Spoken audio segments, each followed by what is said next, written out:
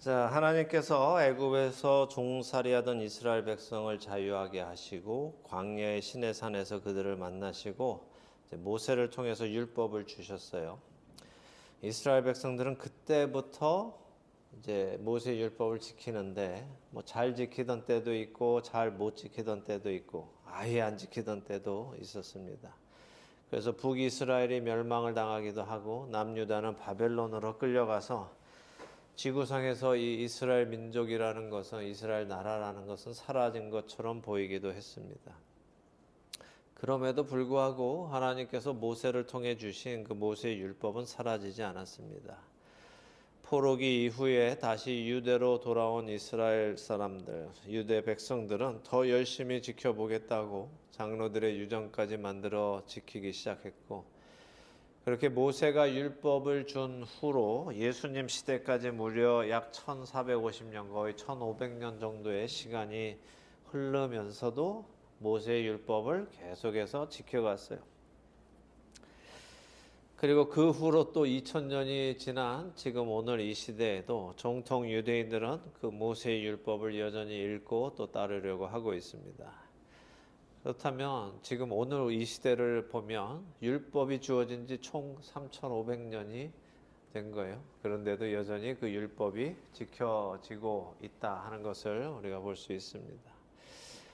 우리가 지금 공부하고 있는 사도행전은 주후 약 50년 정도 배경으로 우리가 보고 있습니다. 50년에서 60년 사이로 보고 있는데, 그렇다면 그 사도행전 시대의 당시에 있었던 유대인들은 약 1500년 정도 동안 율법을 지켜오던 시점에서 예수님이 오셨고 예수님이 율법을 온전히 다 지키셔서 율법의 의를 완성하신 후에 하늘로 승천하신 겁니다.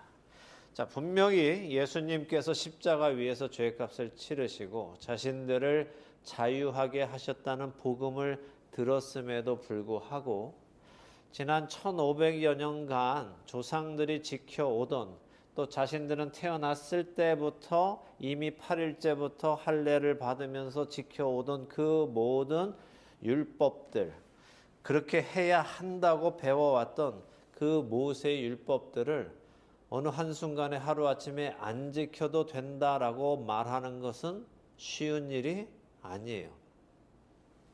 쉽게 이야기하면 한국 사람들도 한국 문화 속에서 살다가 예수님을 믿고 하나님의 자녀가 되었더라도 그동안 살아오면서 한국 문화 속에서 해오던 일들을 갑자기 하루아침에 그만두는 것이 쉽지 않다는 겁니다. 예를 들어 여러분들 중에 여러분 이름을 빨간 글씨로 쓰는데 아무 문제 없는 분 계세요? 왠지 쓰려면 물론 아무것도 아니지만 빨간색으로 내 이름을 쓰려면 괜히 까만 볼펜을 찾든지 파란 볼펜을 찾든지 갑자기 빨간 볼펜으로 내 이름 쓰기가 왠지 찝찝할 수 있기도 합니다. 또 밤에 휘파람을 불면 재수가 없다고 생각하거나 귀신이 온다고 생각하거나 뱀이 온다고 그래서 밤에는 휘파람을 안 부는 분도 계실 수도 있고, 다리 떠는 사람 보면은 복 나간다고 붙잡고 떨지 말라고 또 하는 분들도 계시죠. 문지방 밟고 서 계시는 분들 계십니까? 어떻습니까? 미국은 뭐 문지방이 없으니까 괜찮지만 한국의 문지방 밟고 있으면 복 나간다고 해서 또 복이 들어오지 않는다고 해서 그런 분들도 계시죠. 이런 건 뭐 그냥 사회의 하나의 그냥 뭐 습관처럼 내려오는 거지만, 또 조상에게 그동안 계속 제사를 지내오던 분들이 예수님 믿었다고 해서 하루아침에 제사를 지내지 않거나 차례를 지내지 않는 것을 굉장히 어색해 하기도 한단 말이죠. 분명히 하면은 이제는 안 된다라고 생각하면서도 왠지 안 하면 이상한, 혹시라도 또 그렇게 해서 이제 마음을 먹고 안 지냈는데 갑자기 안 좋은 일이 생기면 조상신이 노했나 하는 생각이 자기도 모르게 문득 들어올 수도 있기도 하는 거죠. 장례식장 다녀오면 집 문 앞에서 어떻게 해야 돼요? 소금을 뿌리지 않고 들어오는 게 굉장히 찝찝하게 느껴질 수도 있습니다. 저희 집도 어렸을 때 늘 아버지가 장례식장 다녀오면 어머니가 소금 한 바가지 들고 나가서 문 앞에서 막 사정없이 막 패대기를 치고 그 다음에 들어오셔서 저도 나중에 커서 이제 미국에 와서 이제 장례식장을 다녔으니까 집에 들어가려고 하는데 갑자기 소금을 안 뿌려도 되나 하는 그 생각이 무슨 이유인지도 몰라도 그런 생각이 들더라는 거죠. 그만큼 문화 속에서 행해오던 풍습과 관습을 하루아침에 그만두는 것이 쉬운 일은 아니라는 거예요. 히브리서 10장 14절은 그가 거룩하게 된 자들을 한 번의 제사로 영원히 온전하게 하셨느니라 라고 하세요. 그리고 18절은 이것들을 사하셨은즉 다시 죄를 위하여 제사 드릴 것이 없느니라 라고 말씀하세요. 자, 히브리서 기자가 그렇게 말씀하셨어요. 왜 그래요? 히브리서 기자는 누구한테 쓰는 편지예요? 유대인 그리스도인들한테 쓰는 편지입니다. 그러니까 유대인 그리스도인들이 1500년간 지내오던 제사를 갑자기 지내지 않아도 된다는 것이 와닿지 않으니까 히브리서 기자가 그렇게 말하는 거예요. 다시 제사 드릴 필요가 없어라고 편지에까지 써가면서 얘기를 하는 겁니다. 예수님이 단번에 제사로 영원한 제사를 드렸기 때문에 우리는 다시 제사를 드릴 필요가 없어라고 강조하는 거죠.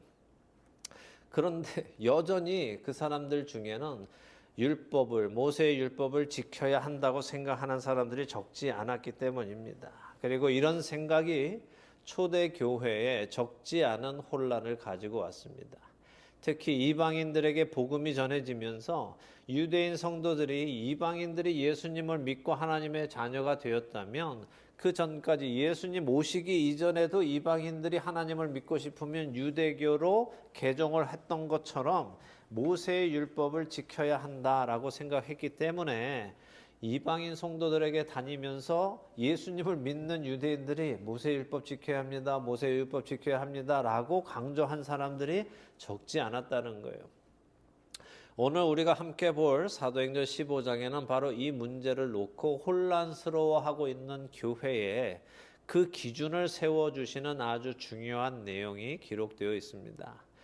오늘 이 장을 함께 보면서 어떤 결정을 내려주시는지 함께 보기 원합니다. 오늘 본문이 좀 깁니다. 사도행전 15장 1절에서 29절인데 한 번에 읽고 설명을 드리도록 하겠습니다.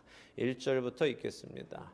어떤 사람들이 유대로부터 내려와서 형제들을 가르치되 너희가 모세의 법대로 할례를 받지 아니하면 능히 구원을 받지 못하리라 하니 바울 및 바나바와 그들 사이에 적지 아니한 다툼과 변론이 일어난지라. 형제들이 이 문제에 대하여 바울과 바나바와 및 그 중에 몇 사람을 예루살렘에 있는 사도와 장로들에게 보내기로 작정하니라. 그들이 교회의 전송을 받고 베니게와 사마리아로 다니며 이방인들이 주께 돌아온 일을 말하여 형제들을 다 크게 기쁘게 하더라. 예루살렘에 이르러 교회와 사도와 장로들에게 영접을 받고 하나님이 자기들과 함께 계셔 행하신 모든 일을 말하매 바리새파 중에 어떤 믿는 사람들이 일어나 말하되 이방인에게 할례를 행하고 모세의 율법을 지키라 명하는 것이 마땅하다 하니라. 사도와 장로들이 이 일을 의논하러 모여 많은 변론이 있은 후에 베드로가 일어나 말하되 형제들아 너희도 알거니와 하나님이 이방인들로 내 입에서 복음의 말씀을 들어 믿게 하시려고 오래전부터 너희 가운데서 나를 택하시고 또 마음을 아시는 하나님이 우리에게와 같이 그들에게도 성령을 주어 증언하시고 믿음으로 그들의 마음을 깨끗이 하사 그들이나 우리나 차별하지 아니하셨느니라. 그런데 지금 너희가 어찌하여 하나님을 시험하여 우리 조상과 우리도 능히 매지 못하던 멍에를 제자들의 목에 두려느냐. 그러나 우리는 그들이 우리와 동일하게 주 예수의 은혜로 구원받은 줄을 믿노라 하니라. 온 무리가 가만히 있어 바나바와 바울이 하나님께서 자기들로 말미암아 이방인 중에서 행하신 표적과 기사에 관하여 말하는 것을 듣더니 말을 마침에 야고보가 대답하여 이르되 형제들아 내 말을 들으라. 하나님이 처음으로 이방인 중에서 자기 이름을 위할 백성을 취하시려고 그들을 돌보신 것을 시므온이 말하였으니 선지자들의 말씀이 이와 일치하도다. 기록된 바 이후에 내가 돌아와서 다윗의 무너진 장막을 다시 지으며 또 그 허물어진 것을 다시 지어 일으키리니 이는 그 남은 사람들과 내 이름으로 일컬음을 받는 모든 이방인들로 주를 찾게 하려 함이라 하셨으니 즉 예로부터 이것을 알게 하시는 주의 말씀이라 함과 같으니라. 그러므로 내 의견에는 이방인 중에서 하나님께로 돌아오는 자들을 괴롭게 하지 말고 다만 우상의 더러운 것과 음행과 목매어 죽인 것과 피를 멀리하라고 편지하는 것이 옳으니 이는 예로부터 각 성에서 모세를 전하는 자가 있어 안식일마다 회당에서 그 글을 읽음이라 하더라. 이에 사도와 장로와 온 교회가 그 중에서 사람들을 택하여 바울과 바나바와 함께 안디옥으로 보내기를 결정하니 곧 형제 중에 인도자인 바사바라 하는 유다와 실라더라. 그 편에 편지를 붙여 이르되 사도와 장로된 형제들은 안디옥과 수리아와 길리기아에 있는 이방인 형제들에게 문안하노라. 들은즉 우리 가운데서 어떤 사람들이 우리의 지시도 없이 나가서 말로 너희를 괴롭게 하고 마음을 혼란하게 한다 하기로 사람을 택하여 우리 주 예수 그리스도의 이름을 위하여 생명을 아끼지 아니하는 자인 우리가 사랑하는 바나바와 바울과 함께 너희에게 보내기를 만장일치로 결정하였노라. 그리하여 유다와 실라를 보내니 그들도 이 일을 말로 전하리라. 성령과 우리는 이 요긴한 것들 외에는 아무 짐도 너희에게 지우지 아니하는 것이 옳은 줄 알았노니 우상의 제물과 피와 목매어 죽인 것과 음행을 멀리 할지니라.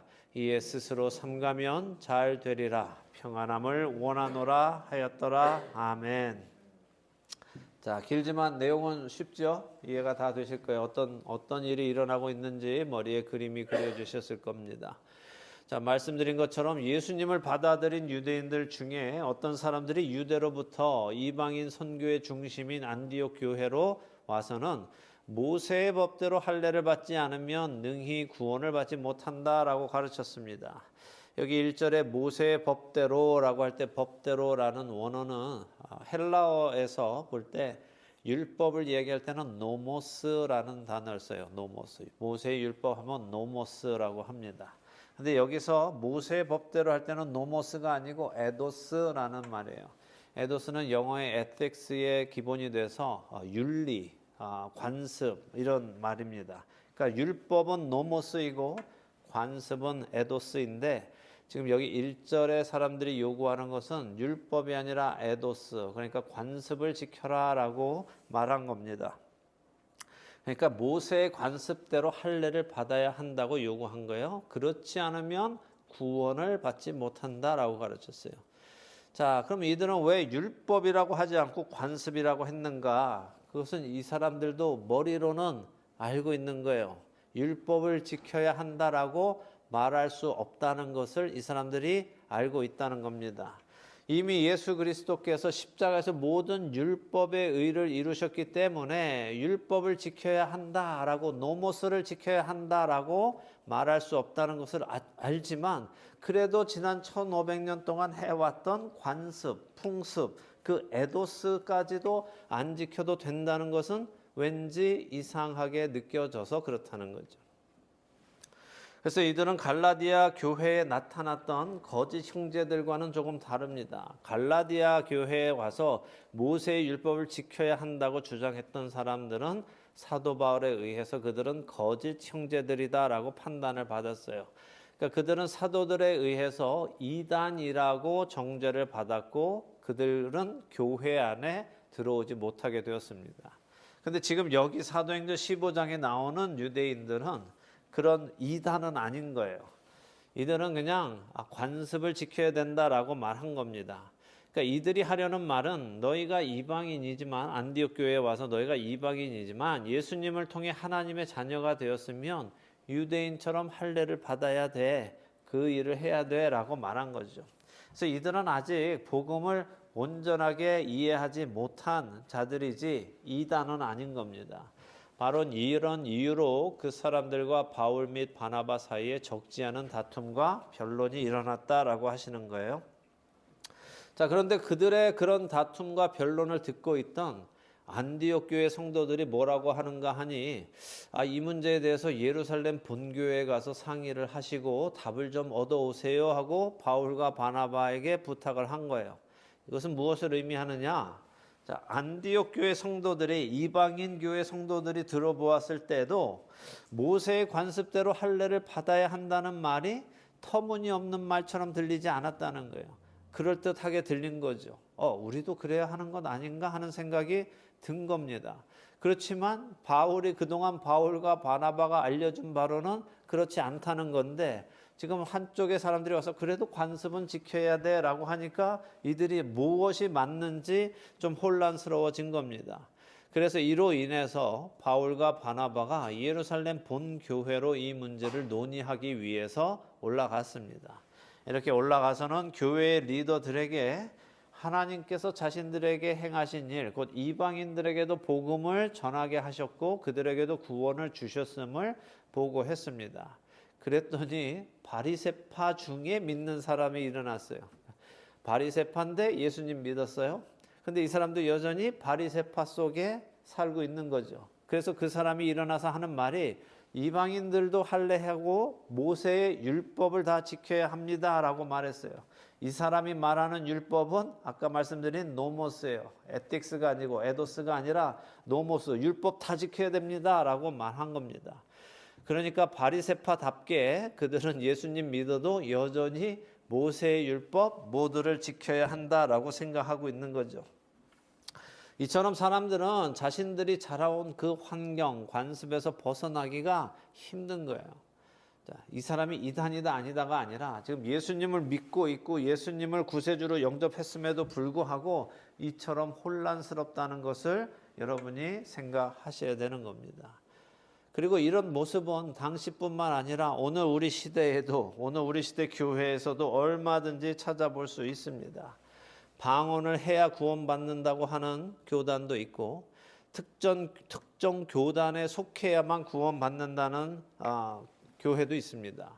또 세례가 아닌 침례를 받아야 한다 하는 교단도 있고 안식일에만 예배를 드려야 한다는 교단도 있어요. 또 11조를 반드시 해야 한다거나 이런 여러 가지 무언가를 더해서 그래야 구원을 받는다고 말하는 사람들이 있습니다. 그러나 예수 그리스도 외에 그 어느 것이라도 구원의 조건에 더한다면 그것은 다른 복음이에요. 그럼에도 불구하고 예나 지금이나 예수 그리스도의 십자가 위에 무언가를 더하려는 시도는 끊이지 않고 일어납니다. 왜 이렇게 십자가의 은혜로만 구원받지 않고 무언가를 자꾸 더하려고 할까요? 물론 사탄의 속임수이기도 하지만 기본적으로 사람은 은혜를 은혜로 100% 받아들이는 것을 어려워해요. 세상에서도 은혜라는 단어를 사용하고 은혜라는 개념을 가지고 있지만 사실 세상의 은혜는 성경이 말씀하는 은혜하고는 또 차원이 다릅니다. 자, 세상에서 말하는 은혜는요, 은혜를 받으면 어떻게 해야 돼요? 은혜를 갚아야 돼요. 무슨 말씀인가 하면 우리 한국 전래 동화에도 내려오는 은혜 갚은 까치 이런 얘기 전설의 고향 이런 거 보시지 않았어요? 어떻게 됐어요? 뭐 누가 이제 종 쳐야 된다 해서 그냥 까치가 자기 살려준 그 사람을 살리기 위해서 종에다 머리를 막 박아서 종소리를 내고 까치가 죽었더라. 그래서 은혜 갚은 까치 이런 거 있고 이솝 우화에도 또 은혜 받은 뭐 쥐 뭐 이런 은혜 갚은 쥐 뭐 이런 거 있죠. 사자가 안 잡아 먹었는데 뭐 사자가 이렇게 그물에 걸렸더니 쥐가 가서 이렇게 끊어줘 가지고 사자가 살았다. 은혜 갚은 쥐 뭐 이런 이야기들이 많이 있습니다. 그리고 그것이 당연한 것처럼 생각되는 게 우리 인간이 생각하는 은혜예요. 오히려 은혜를 갚지 않으면 뭐라고 사람들은 얘기합니까? 심하게 무슨 말까지 있어요? 배은 망덕한 놈이라고 말한단 말이야. 은혜를 받았는데 그 은혜를 갚지 않는 놈은 배은 망덕한 놈이다라고 세상은 욕해요. 근데 생각해 보세요. 은혜를 갚았어요? 그러면 그 은혜가 됩니까? 앞에 있었던 은혜가 내가 은혜를 갚으면 은혜가 되냔 말이에요. 더 이상 은혜가 되지 않는 거예요. 은혜를 갚으면 은혜는 더 이상 은혜가 아닙니다. 성경의 은혜는요, 우리가 갚아야 하는 은혜가 아니고 갚을 수도 없는 은혜예요. 성경의 은혜는 우리에게 거저 주시는 은혜입니다. 우리가 갚을 수가 없기 때문에 우리에게 은혜를 갚아라라고 요구하지 않으세요. 성경이 주신 은혜 그 후에 무언가 갚으라고 우리에게 절대 요구하지 않으십니다. 은혜는 그냥 자격 없는 우리에게 하나님께서 거저 주시는 선물이기 때문에 그렇죠. 그래서 이 하나님이 주시는 은혜, 아무런 대가 없이 주시는, 아무런 자격 없이 주시는 이 은혜가 우리한테 들어왔을 때 인간의 가치관하고 맞지가 않아서 이게 늘 복음의 은혜 위에 무언가를 더 하려고 하는 거예요. 그러나 말씀드린 것처럼 하나님은 우리에게 은혜를 갚으라고 하지 않으십니다. 우리는 은혜를 갚을 능력이 없기에 하나님이 은혜를 베풀어 주신 거예요. 애초에 우리는 그것을 할 수 있는 능력이 우리에게 없기 때문에 하나님이 은혜로 우리에게 주신 거란 말입니다. 자녀를 가지신 분들 한번 생각해 보세요. 여러분들의 자녀들에게 여러분이 은혜를 베풀 때에 나중에 그 자녀가 은혜를 갚기를 바라면서 베푸는 부모가 계시다면 그 부모님은 회개하셔야 돼요. 그 부모님은 자녀를 사랑해서 은혜를 베푸는 것이 아니라 자기를 사랑해서 은혜를 다시 말하면 자기를 사랑해서 그 자녀에게 투자한 거예요. 은혜가 아니라는 말씀입니다. 하나님의 은혜를 온전히 감사로 받는 우리들이 되기를 바랍니다. 이렇게 바리새파 성도들이 이방 성도들도 할례를 행하고 모세의 율법을 지켜야 한다라고 주장하니까 사도와 장로들이 함께 모여서 이 일을 의논합니다. 많은 변론이 오고 간 후에 베드로 사도가 하나님께서 우리 유대인들이나 이방인들에게 차별하지 않고 동일한 성령님을 주셨는데 그럼 지금 너희가 어찌하여 하나님을 시험하며 우리 조상과 우리도 능히 매지 못하던 멍에를 제자들의 목에 두려느냐 하고 책망하죠. 자, 이게 무슨 말씀이에요? 만일 하나님이 주시는 그 구원이라는 것이 모세의 율법을 지킴으로 주어지는 것이라면 우리나 우리 조상들도 제대로 지키지 못했기 때문에 구원받을 수 없어 라고 말하는 거예요. 그리고 이방인들은 당연히 받을 수 없어. 근데 하나님께서 우리나 이방인들에게 성령님이 임하셨다는 것은 구원은 모세의 율법을 지킴으로 받는 것이 아니라는 것을 명확하게 보여주신 것이야. 율법을 지키는 것이 구원의 조건이 아니라는 것을 우리에게 알려주신 것이야 라고 베드로 사도가 말하는 거예요.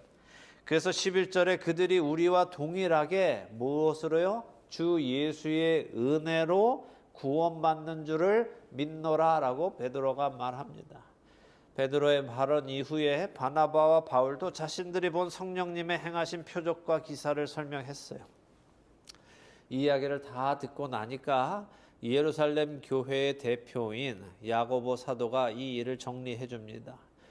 야고보는 야고보서를 쓴 야고보이고 예수님의 친동생 야고보 사도입니다. 야고보 사도는 아모스 9장 11절과 12절의 말씀을 인용하면서 하나님께서 다윗의 무너진 장막, 곧 하나님을 만나는 그 장막이 무너졌는데 그것을 예수 그리스도를 통하여 다시 지어 일으켜서 그곳에서 유대인들은 물론 이방인들까지 누구든 내 이름으로 일컬음을 받는 자들, 다시 말해 믿음으로 하나님의 자녀가 된 모든 자들이 하나님을 만날 수 있게 하겠다 하셨던 그 말씀이 이루어진 것이니 우리는 이 일에 무언가를 더 해야 한다고 요청할 수 없다라고 야고보 사도가 선언을 했습니다. 그리고는 율법이든 관습이든 지켜야 한다고 하지는 않겠지만 이 네 가지는 멀리하라 하는 것이 필요하다면서 우상의 더러운 것을 멀리하고 음행을 멀리하고 목매어 죽인 것을 멀리하고 피를 멀리하라라고 결정했어요. 자, 율법을 지켜야 한다고 말했어요? 관습을 지켜야 한다고 말했습니까? 아니면 지키지 않아도 된다고 말한 겁니까? 아니면 어떤 것은 지키고 어떤 것은 안 지켜도 된다고 지금 이렇게 분리를 해주는 거예요? 어떤 겁니까? 이 말씀도 제대로 이해 못해서 지금도 또 율법주의자로 빠지는 사람들이 적지 않습니다. 자, 그럼 지금 야고보 사도가 율법 중에 요 네 가지는 지켜야 돼라고 말하는 거예요? 아니에요. 분명히 아셔야 됩니다. 야고보 사도는 이것들 네 가지를 멀리 해라라고 말씀하시고 그 멀리 해야 하는 이유를 말씀해 주시는데 21절에 설명해 주시죠. 이는 예로부터 각 성에서 모세를 전하는 자가 있어 안식일마다 회당에서 그 글을 읽음이라라고 했어요. 바로 이 이유 때문에 네 가지는 멀리 해라라고 했습니다.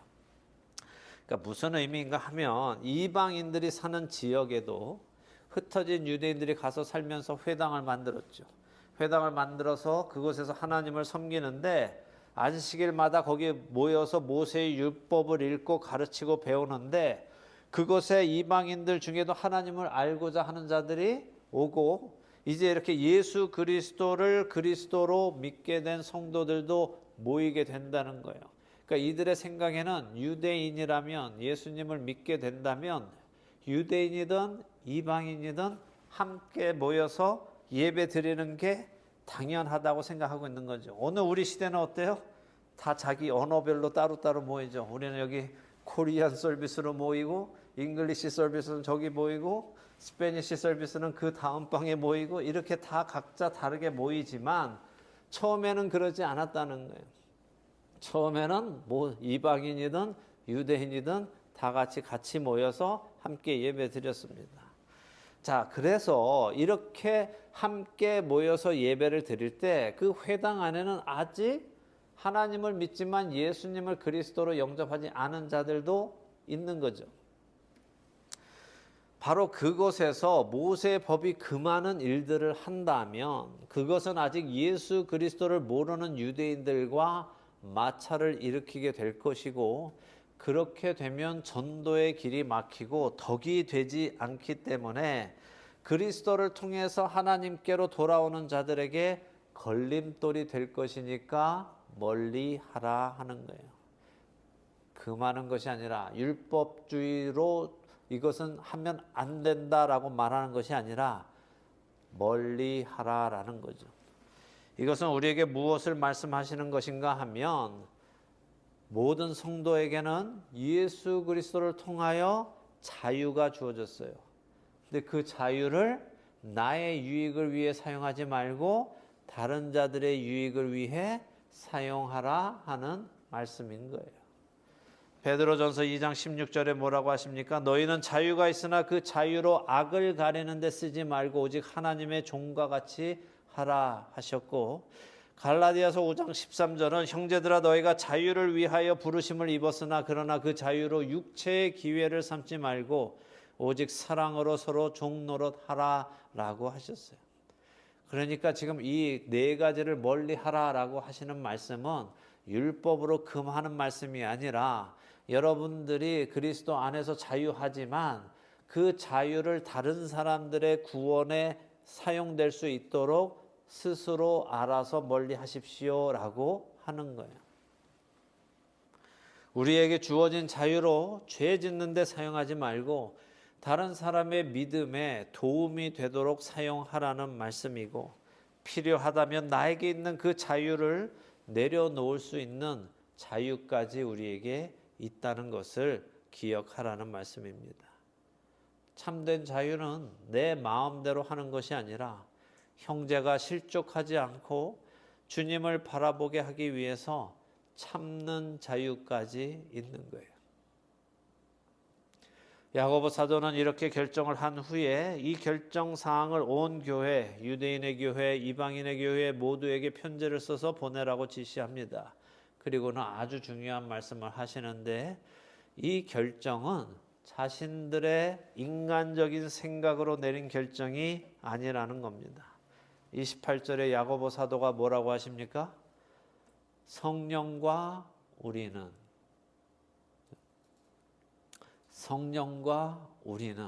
이 결정을 한다는 거예요.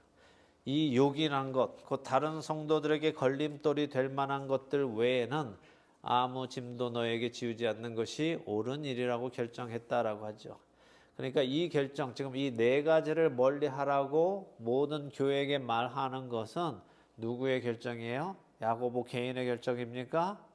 성령께서 사도들의 마음에 주셔서 결정하게 된 사항이라는 겁니다. 율법 이미 예수 그리스도께서 다 지키셔서 완성됐다. 그런데 너희에게 주어진 그 자유를 다른 사람이 걸림돌이 되도록 사용하지는 말라라고 성령님이 우리에게 결정해 주신 거예요.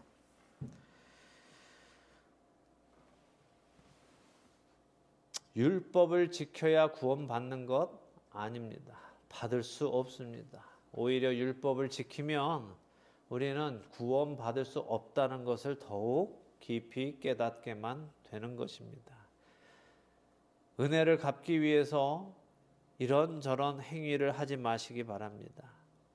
은혜를 받았기 때문에 거룩한 하나님의 자녀가 되었기 때문에 주어진 그 은혜로 거룩한 하나님의 자녀로 살아가시기 바랍니다. 그것은 은혜를 갚는 게 아니에요.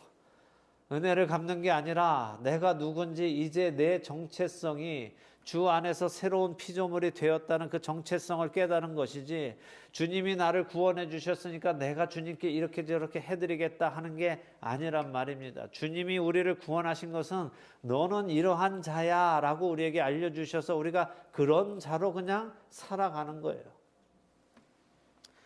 그렇게 거룩한 하나님의 자녀가 된 사람은 이제 자기 자신을 위해 자유를 사용하는 자들이 아니라 하나님과 형제 자매들을 위해 그 자유를 사용하는 자들이 되는 것입니다. 그래서 사도 바울은 고린도전서 10장 23절과 24절에 이렇게 말씀하세요. 모든 것이 가하나 모든 것이 유익한 것은 아니요, 모든 것이 가하나 모든 것이 덕을 세우는 것은 아니니 누구든지 자기의 유익을 구하지 말고 남의 유익을 구하라 라고 하신 것입니다. 여러분은 여러분에게 주어진 자유를 어떻게 사용하고 계십니까? 내 자유니까 내 마음대로 하며 살아가십니까? 그래도 돼요. 여러분 하고 싶은 대로 하고 살아가셔도 됩니다. 그런데 그게 하나님께 영광이 됩니까? 다른 성도들에게 걸림돌이 되지 않는지 점검해 보셔야 합니다. 내가 하고 싶은 대로 해도 되는데 내가 하나님 앞에 올바로 설 수 있을까?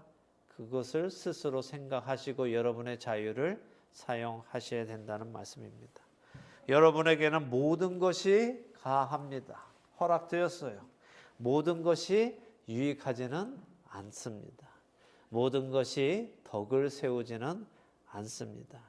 그렇기에 자신의 유익을 구하지 말고 남의 유익을 구하는 다른 형제 자매들을 위해서 내게 주어진 권리를 기꺼이 내려놓을 수 있는 거룩한 성도의 모습으로 살아가는 우리가 되기를 예수 그리스도의 이름으로 축원합니다.